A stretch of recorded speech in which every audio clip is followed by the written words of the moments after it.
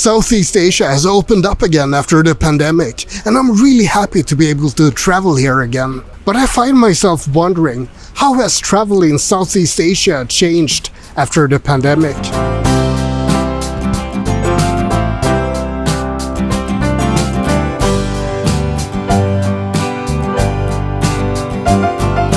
...2022 was the year when many Asian countries opened up again. Vietnam had 2.4 million visitors in the first 10 months of 2022.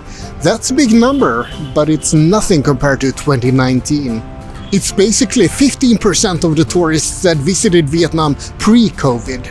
There's still a fair bit of tourists around, but it's much less than before, and the travel experience has changed as well. Many places have had to shut down during the COVID years, for example. Also worth noting is that even though international tourism is starting up, there are some notable countries that are missing. China and South Korea made up nearly 60% of all the tourists in Vietnam pre-COVID. These days, you don't really see all that many tourists from either of those two countries here.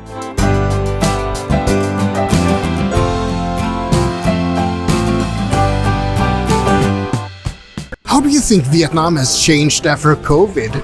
I think it's gotten busier. I think people are willing to step out the box more, explore, and they're coming to countries that not a lot of people have been to as tourists lately, and you're seeing a lot of first-time travelers come here. So a lot of people are now doing a loop of Thailand, Cambodia, Laos, and Vietnam. It could be a blessing in disguise really for Vietnam to open up a new set of tourists. Oh yeah, and we're hoping in January or February they're going to start doing the 3-month visa again, because they stopped that during COVID. So instead of just a 1-month visa, now people can get a 3-month visa and stay even longer in the country.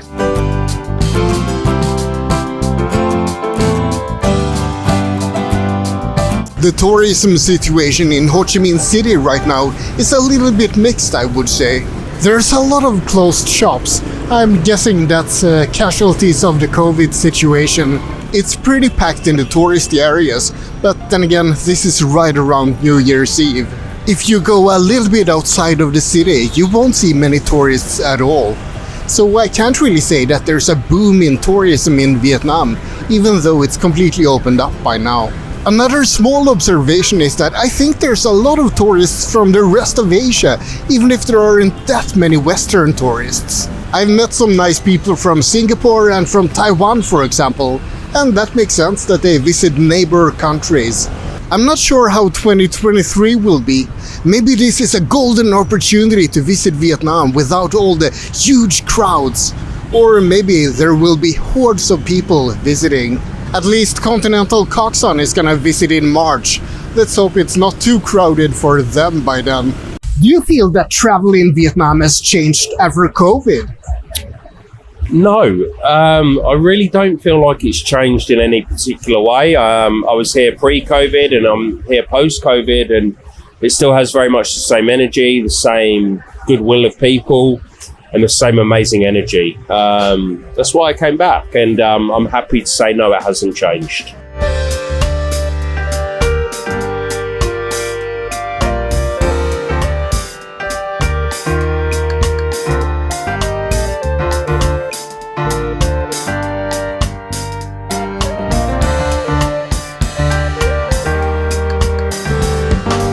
I read in an article that the Cambodian government took advantage of many people during the pandemic.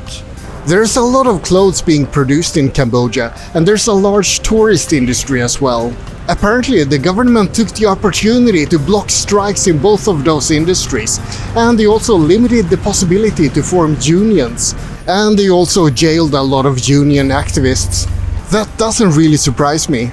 Cambodia is in place 157 in the Corruption Perceptions Index, and that's pretty bad. There are countries further down in the list, but those countries include Sudan, Afghanistan, and North Korea. It's not exactly pleasant company at the bottom of that list. However, it's not all bad. The economy took a hit during COVID, but it's steadily improving now.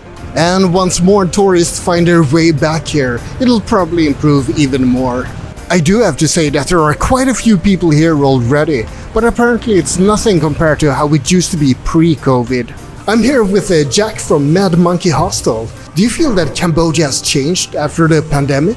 I believe it has, yes. It's quieter now than it was 3 years ago. I was here 3 years ago. I loved my time here. Tourism was at its busiest then, I think. But now you can definitely see tourism picking up again.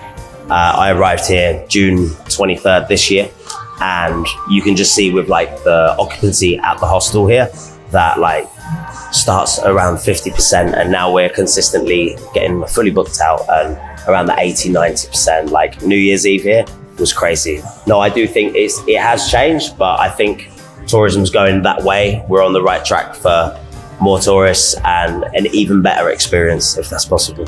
You've got Thailand that is super touristy now. If you go there maybe like 20 years ago, it's a completely different place. So many new bars, so many new streets, everything. Whereas I feel like Cambodia will get to that stage, but I think the culture will still stay there.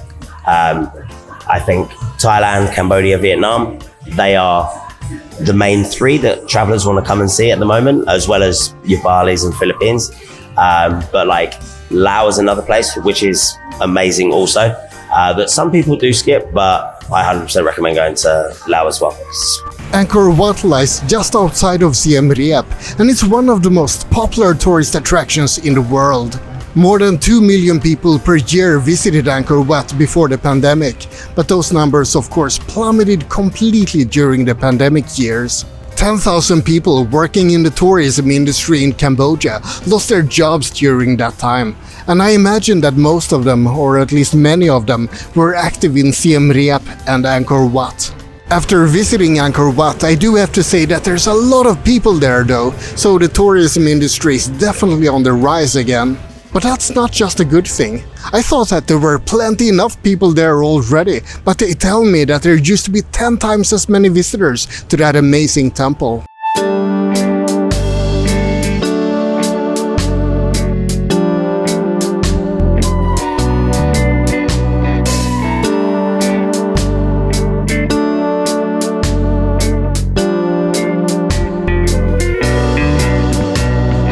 Let's talk a bit about the entry requirements for different countries right now. Some countries are completely open to travelers right now, regardless of vaccination status. Those countries include Vietnam, Cambodia, and Malaysia. Other countries require full vaccination or a negative PCR test. Those countries include Thailand and Laos. Other countries are a little bit more strict. Indonesia seems to require vaccination, for example. And if you want to travel unvaccinated to the Philippines, then you're gonna have to stay in quarantine as well as get a negative PCR test. China is of course still completely off limits. Almost. There are signs that they're opening up, and there are some Chinese tourists here in Thailand. And Hong Kong has opened up a little bit for international travel. In fact, I had a layover there. 9 hours with a face mask in a restricted area of the airport. Oh well, at least I got to travel again.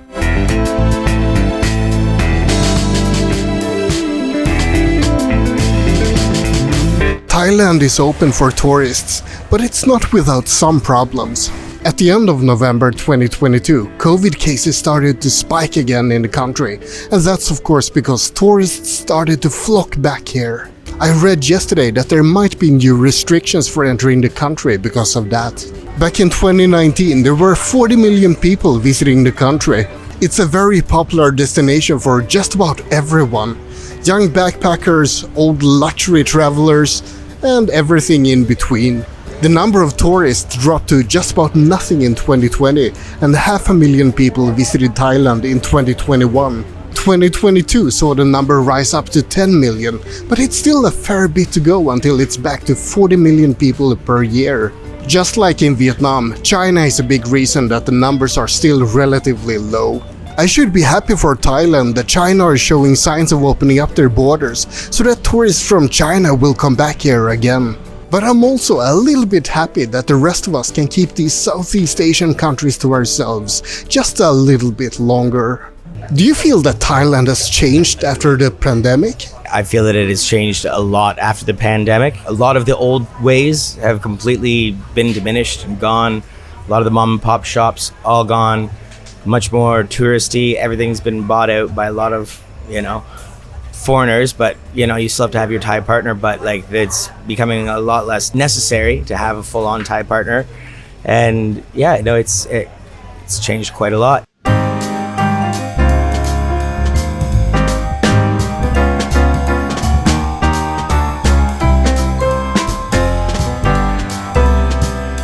I've actually never been to Maya Bay. The last time I was on Koh Phi Phi, it was closed due to over-tourism, and the time before that I didn't visit because it was too touristy. But now it's a post-pandemic world and Maya Bay has had a little time to recover. So let's see if this is gonna be a paradise on earth or not. I'm not sure what people expect when they come here. Some sort of spiritual revelation from this natural beauty. Or maybe it's a connection with the movie. In fact, I'm not sure why I came here. Maybe it's just the allure of something that so many others flock to.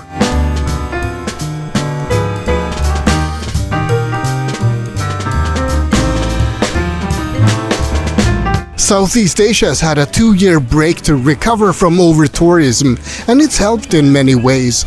But it also caused huge problems for these countries that are relying on tourism to such a high degree. Southeast Asia's tourism industry was worth $393 billion before COVID, and literally millions of jobs were lost during that time. And one question is, did it really help against the over-tourism at all in the long run? Sure, it's still not as crowded as it used to be in the countries that I visited, but it's just a matter of time. Soon even more people will flock back to the sunny beaches and the cheap vacations options in Southeast Asia. If over-tourism is a concern, I think that the only reasonable way to get out of it is to build up infrastructure and industries so that a country isn't as dependent on tourism.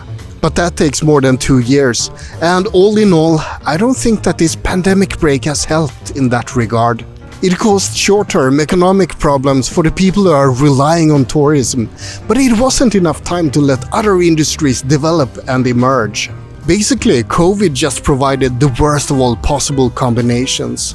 But that's just my take on it, and what do I know? I'm just a random vagabond who observes things as I go. Now, I think you know the drill. Like and subscribe, but most importantly, have a great day. Oh, and check out this video as well. It's gonna be here, right here.